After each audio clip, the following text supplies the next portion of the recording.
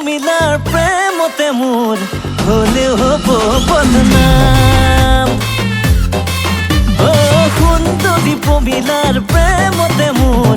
হলেও হব বদনাম তুমি দু চকুতে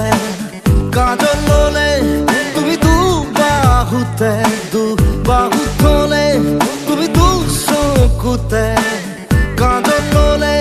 তুমি দু বাহুতে এহেজাৰ কবিতা লিখি কিদৰে বখানো তোমাক ধাৰাসাৰ প্ৰেমৰে তুমি দিচাং দিগাৰু হৈ সজাৰে প্ৰকৃতি উৰি নুগৈ যদিহে উভতে